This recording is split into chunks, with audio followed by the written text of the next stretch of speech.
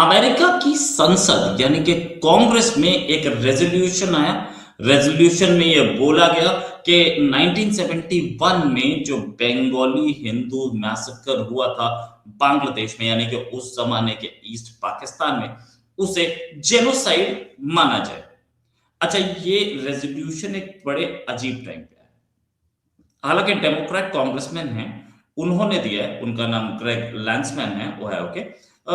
लेकिन एक बड़े अजीब टाइम पे है, जिस समय पाकिस्तान को अमेरिका के या बोले सऊदी अरेबिया और इजराइल के साइड होना पड़ रहा है। पाकिस्तान सऊदी अरेबिया के साथ एक अलायंस में है, डिफेंस अलायंस। और डिफेंस अलायंस किस लिए हुआ था? डॉलर्स के लिए हुआ था, लेकिन एक पे हमला दूसरे पे माना जाएगा। और सऊदी अरेबिया अब इस वॉर में कूदने की तैयारी कर रहा है।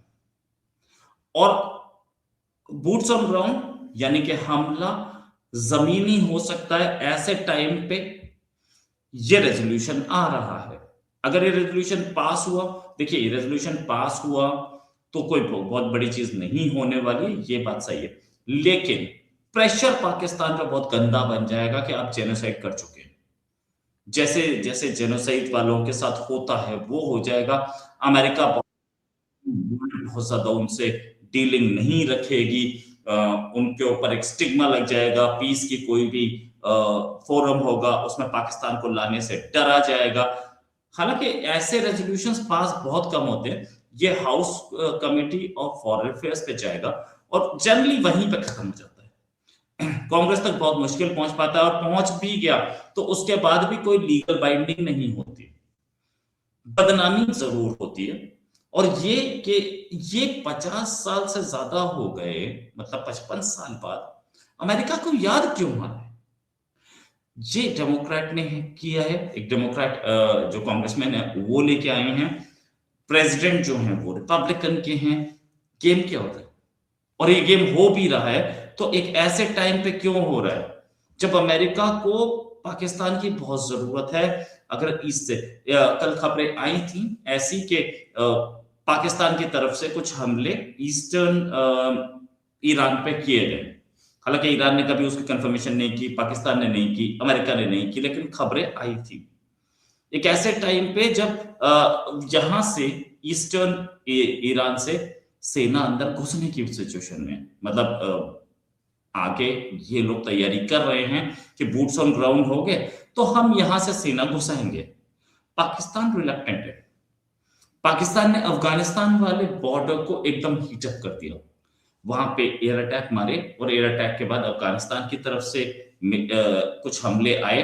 बातचीत हुई दोनों के बीच में, लेकिन हमले अब भी जारी हैं। ईद के लिए 3 दिन का हुआ था, वो अब 3 दिन खत्म हो चुके हैं। 3-5 दिन जो भी थे, ईद खत्म हो गई, अब फिर से शुरू हो जाएंगे वो। और पाकिस्तान बोलेगा देखो हमारा तो बॉर्डर ही थोड़ा गड़बड़ है, हम 2 फ्रंट वॉर कैसे लड़ेंगे? तो इस पे प्रेशर डालने की बात है। ये भी कि पाकिस्तानी आर्मी को उस जमाने में जमाते इस्लामी ने एड किया था। ऑपरेशन सर्चलाइट चला था 25 मार्च से 1971 से। आवामी लीग यानी कि मुजीबुर रहमान जीते थे इलेक्शन में, 1970 के इलेक्शन में, और उनको प्राइम मिनिस्टर बनाया जाना था। पाकिस्तान के पंजाबियों ने बनने नहीं दिया, या बोले तो वो पाकिस्तान के पंजाबी सेना ने एक सिंधी को बनाना था, यानी कि भुट्टो को, जुल्फिकार अली भुट्टो को। बाद में फांसी पे लटका दिया, अलग चीज थे, लेकिन सिंधी को बनाना था। यानी वो बोले थे वेस्ट पाकिस्तान का ही बनेगा, वो बंगाली या वो मछली खाने वाली कौम ये हमसे कहां लड़ेगी? बट इसमें पूरे में बहुत सारे टेलीग्राम्स जा रहे थे। यूएस काउंसिल जो वहां पर था, काउंसिल जनरल आर्चर ब्लड नाम के एक जनाब थे, यूएस काउंसिल जनरल काउंसिल, और उन्होंने बड़े टेलीग्राम्स भेजे थे। इनफैक्ट लैंडमार्क ब्लड टेलीग्राम बोला गया 6 अप्रैल वाले को। उसमें उन्होंने बताया था कि यहां बहुत गड़बड़ चल रही है। इसको साइन 20 के आसपास डिप्लोमैट्स ने किया है। वॉशिंगटन की अभी भी साइलेंस हमें दिखती है। ये ब्लड टेलीग्राम्स यानी कि आर्चर ब्लड के जो टेलीग्राम्स थे उसमें बहुत क्लैरिटी से बताया गया था कि तकरीबन 2 लाख के आसपास लेडीज के साथ रेप हुआ है, कितनों के साथ मर्डर हुआ है। इसे जेनोसाइड 10 लाख के ऐसे 50 लाख के बीच में लोगों को मारे जाने की खबर थी इसमें। मारे मतलब मारा गया, पाकिस्तानी आर्मी ने मारा। इसको अब तक किसी ने भी, किसी भी कंट्री ने अब तक इसको जेनोसाइड बोला नहीं है। हालांकि था, इससे पहले रेजोल्यूशंस आए थे यूएस प्रेसिडेंट के सामने, किसी ने किया नहीं था। लेकिन क्या टाइमिंग आपको गड़बड़ नहीं दिख रही है?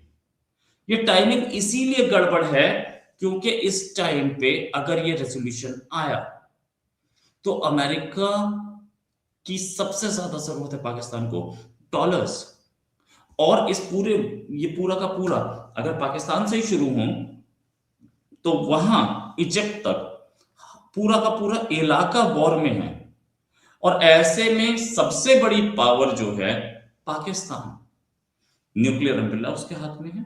न्यूक्लियर अम्ब्रेला के साथ साथ उसके पास एक अच्छी आर्मी है, बड़ी आर्मी है, प्रोफेशनल आर्मी है। अगर वो पीछे रहेगा तो बाकी सब पे खतरा है। बाकी सारे कंट्रीज अपने आप को बचा ही नहीं सकते, इतनी इतनी कम उनके पास आर्मी है। वो सब ये सोचते थे कि एक अमेरिकन बेस रख दो, खत्म कहानी, फिर हमें हम पे कौन हमला करेगा। अमेरिकन बेस पहले उड़ाया ईरान ने। आज सेना कितनी है इन सब की? किसी की 50,000, किसी की लाख, ऐसी है। सऊदी अरेबिया भी ऐसी है। तो इतनी कम सेना के सामने एक कंट्री है जिसकी जो बोले तो 6 लाख के आसपास, 7 लाख बताते हैं अब सेना है। 7 लाख के साथ उसके पास एक नेवी भी है, उसके पास एक एयरफोर्स भी है, उसके पास मिसाइल्स भी हैं। तो ये सब ये प्रेशर बना रहे हैं। भले ही डेमोक्रेट और रिपब्लिकन वाला मामला है और इसके पास होने के चांसेस बहुत कम है, लेकिन फिर भी प्रेशर बनाया जा रहा है कि भाई साहब जो हम बोल रहे हैं चुपचाप मान लो, वरना ये रेजोल्यूशन पास हो जाएगा। और ये एक बार पास हुआ तो आप समझना कि आपको जो हम एड देते हैं, जितनी भी एड जाती है, चाहे यूएस एड की हो या किसी की भी हो, जितनी भी एड जाती है आपके पास, वो सारी एड वो खत्म हो जाएगी। यूएस एड तो खत्म हो गया, लेकिन दूसरी भी एड जाती हैं वो सारी खत्म हो सकती है, क्योंकि एक रेजोल्यूशन ऐसा पास हो गया कि आपने जेनोसाइड किया था, भले ही 55 साल पहले किया था। या प्रेशर बनाने के टैक्टिक्स हैं, और इस प्रेशर में पाकिस्तान का आना मजबूरी है। ये अभी आया एक आदमी से जो कि क्या बोलते हैं, डेमोक्रेट है। इसकी कोई गारंटी थोड़ी है कि रिपब्लिकन से भी आ जाए, या इसकी कोई गारंटी थोड़ी है कि ये गवर्नमेंट की तरफ से आ जाए। अभी आया है एक से, इसका सक्सेसफुल नहीं हो पाया, नेक्स्ट टाइम इसे गवर्नमेंट के कोई आदमी ले आया या रूलिंग पार्टी का आदमी ले आया, 50 कांग्रेसमैन से साइन करके ले आया, और ये डिस्कस होना शुरू हो गया कांग्रेस में। फिर क्या, ये तो भी एक टेस्ट है ना, टेस्ट मात्र है। टेस्ट से बाहर निकल के भी तो बहुत कुछ होता है। तो ये एक एनालिसिस है, ये डोनाल्ड ट्रंप का तरीका है प्रेशर कर डालने का, अमेरिका का तरीका है प्रेशर डालने का। ये बोला था ना हेनरी किसिंजर ने, to be a friend of America is dangerous, to be a foe, to be an enemy of America is dangerous, and to be a friend of America is fatal. तो आप America की दोस्ती में जा रहे हो ना, अब वो फेटालिटी आएगी सामने। मुझे पता है, मैं आपको बिल्कुल क्लियरली बता रहा हूं, ऐसे बहुत कम, जैसे जैसा ये रेजोल्यूशन आया है ऐसे बहुत कम पास हुए हैं।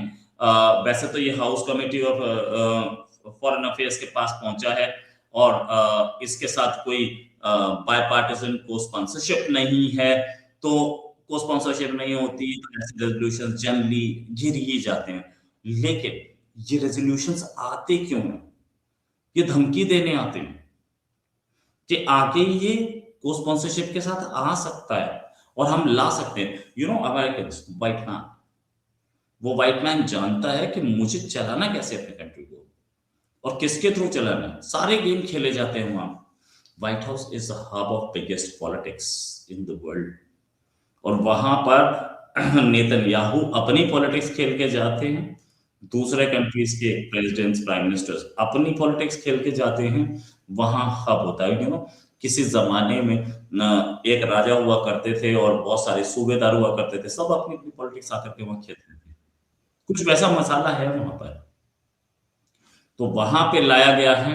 और लाया गया, आते तो बहुत सारे रेजोल्यूशन है। इसकी खबर लीक की गई है, खबर हो भी जाती है लीक, कोई बड़ी चीज नहीं है। कोई रेजोल्यूशन आता तो पब्लिक डॉक्यूमेंट होता है, लेकिन इतने सारे आते हैं, क्या सब हेडलाइन बनते हैं? ये हेडलाइन बना है, और ये हेडलाइन हर जगह बना है, इंडिया में, पाकिस्तान में, बांग्लादेश में, अमेरिका में, हर जगह बना है। क्यों इसको तरजीह दी जा रही है? इसीलिए कि पाकिस्तान अगर नहीं माना हमारी बात, तो हमारे पास ये तरीका भी है। अच्छा, पाकिस्तान अब वॉर में घुसेगा, ऐसा अभी तक पाकिस्तान ने बोला नहीं है, लेकिन इस रेजोल्यूशन से पहले भी मैं बोल रहा था, और इस रेजोल्यूशन के बाद तो मुझे थोड़ा और लग रहा है। हालांकि चांसेस बहुत ज्यादा चेंज नहीं होगा, पहले 80% चांसेस थे पाकिस्तान के घुसने के, तो अब वो 81% हुए होंगे, 80.5% हुए होंगे, लेकिन इससे प्रेशर बना है, नो डाउट अबाउट इट। बदनामी अलग से हो रही है।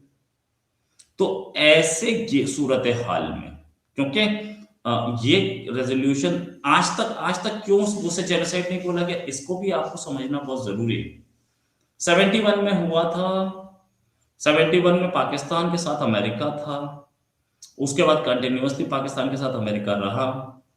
जब पाकिस्तान से थोड़ी बहुत बिगड़नी शुरू हुई, हल्की फुल्की, और वो जुल्फिकार अली भुट्टो को फांसी पे लटकाया गया। उसके बाद क्या हुआ? उसके बाद सोवियत यूनियन अंदर घुस गया, अफगानिस्तान में एक लंबी लड़ाई उसकी लड़ी गई। वो उसके बाद तब तक ये सारे रेजोल्यूशंस अटके रहे। फिर उसके बाद फिर सोवियत यूनियन गया, तो वहां तालिबान आ गया। तालिबान से भी ज्यादा लंबी अमेरिका की बनी नहीं।